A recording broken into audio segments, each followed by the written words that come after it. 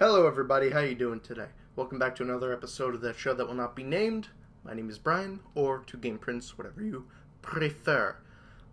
Today, continuing our little Scooby-Doo marathon of review-ness, I want to delve into Scooby-Doo and the Witch's Ghost. Now, one of the reasons that Scooby-Doo and the Witch's Ghost stands out most to me is because way back in a time far, far away, when I was very, very little, when we originally had a VHS of it. All these Scooby-Doo movies I originally had on VHS. And the other day I was lucky enough to go into Barnes & Noble and find all four of these movies right on the rack. I was ready to cry. But way back in the day I had these on VHS. And on VHS, it was a pain in the ass because we had in my house this little, in me and my brother's room, we all shared one room when we were little. And we had this one little television with a VHS player underneath it on a stand up in the corner of the room. And in that, we couldn't reach it, we couldn't get up there. So anytime we wanted to watch a movie or something, we'd have to call our parents from wherever they were in the house to get them to come up to play it. And the one movie that we would constantly watch with these four films, especially Scooby-Doo and the Witch's Ghost. And I forgot the first time I noticed it. It was probably around the first time I discovered Adult Swim. But around maybe when I was, I'm going to say, 8? Maybe 8? Maybe younger? I found out that Courage the Cowardly Dog, the pilot episode, was actually on the VHS for the Witch's Ghost. And for a while, I thought that it was on the Alien Invaders because, hey, first episode has to do with aliens, Scooby-Doo Alien Invaders. But no. I certainly wish I still had that VHS. It's maybe somewhere tucked away, or maybe we lost it. But it was mainly due to Courage the Cowardly Dog that I mainly remembered the Witch's Ghost movie. That and the fact that the Witch's Ghost movie, one of the biggest things that I think mainly stood out to me besides Courage the Cowardly Dog was the fact that, what's his name? Do you remember his name? Who played Ben Ravencroft? What was that guy's name? Oh yeah, Tim Curry. And if I said it once, I'll say it 1,000 times. I fucking love Tim Curry. I think when he plays a bad guy, he plays a freaking bad guy. He's excellent at it. And of course, Ben Ravencroft, way back in that day, I didn't know what H.P. Lovecraft was. I didn't know, Stephen King. So I wasn't aware of all, these horror writers. And years later, after rewatching The Witch's Ghost, I finally, kind of got what they were going for. I finally understood, what the general gist of what they were trying to... He's basically... Ben Ravencroft is a combination of Stephen King and H.P. Lovecraft. Ravencroft, Lovecraft, okay, I get it. Modern horror writer, film is obsessed with him. And I think this movie also kind of shaped my love of, New England, or a kind of northern Salem-type environment, and that very old, medievalish looking vibe. Because actually a few years ago, me and my family actually went up to Boston and we went to Salem. And just walking around Salem gave me some real flashbacks to this movie and just the way that everything is shown. I don't know what it is about The Witch's Ghost, but it has this sort of...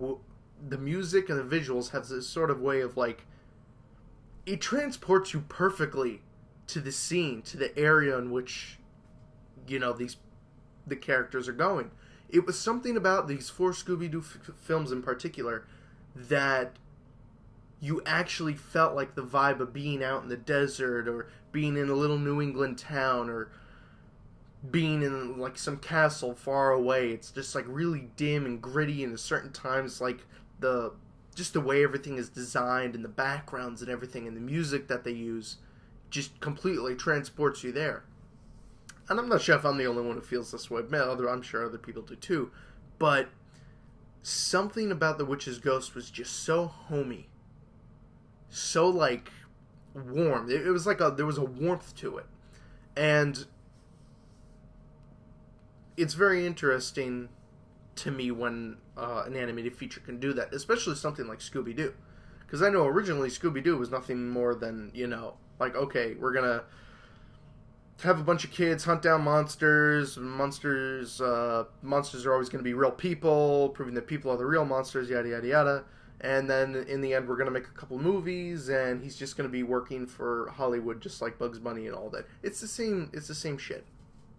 And then the new 4 movies came along, which is Ghost and everything, and it just like completely changed the foundation, gave Scooby-Doo this actual like world. The world building was incredible, and it's like it made you believe like, yes, this was the real world. And something about it, I just can't really like put the amazement of it into words sometimes, because it just completely blows me away. The way these movies were made, the music, the visuals, the stories, everything about it, especially Witch's Ghost, because Witch's Ghost has a sort of, I think, a culturalness to it, if that makes any sense. And it really kind of echoes a certain, like, time in history, or a time that I just think they pulled off perfectly. I just think it was excellent. But, yeah, other than that, I believe the witch in it, the witches, Sarah Ravencroft, who, spoilers, I'm assuming most of you guys have already seen this movie, so you know what I'm going to say. Sarah Ravencroft, villain, is the ancestor of Ben Ravencroft. He wants to find this spell book to bring her back. I'm surprised we never see that book again. As you know from my Zombie Island video, I'm very, very big on, like, hopefully they bring the characters from these movies, or maybe minor characters from these movies back.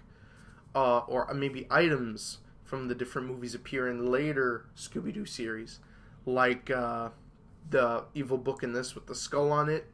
There was a Scooby-Doo video game. I have a Scooby-Doo video game. I'm not sure if that book is in it.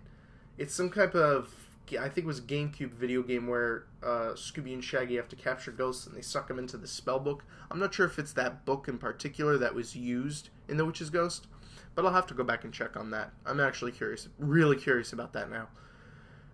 But another thing I was always wondering was, it seemed kind of, when these movies came out, when the bad guys, like, paid, they really paid. It wasn't like going to jail. Like, the cat gods in Zombie Island disintegrated. Ben Ravencroft in this got sucked into a book. I actually did kind of feel kind of bad at the end once Ravencroft realized that, like, yeah, he ain't getting his way, and she's just going to be a total B-word and fuck him over and try to rule the world or whatever's going on. She's trying to take over the town whose name I can't remember. But I did kind of feel kind of bad at the end when he got pulled into the book. Just seemed kind of, I don't know. Maybe it's because it was voiced by Tim Curry. I don't know. Maybe that made all the difference. Maybe it was voiced by somebody else. I wouldn't give a shit. But either way, excellent movie. Definitely see it. Personally speaking, it's one of the most homiest, most culturally vibrant Scooby-Doo movies ever. And that is my opinion on The Witch's Ghost. Next episode, join us for the finale to this four-part series? 5-part series? 4-part series. The first one was an intro. Yeah. Next episode, join us for the Cyber Chase, for the wrap-up of this 4-part series. So many tongue twisters today. I'll see you all next video, and thank you for joining us. Bye.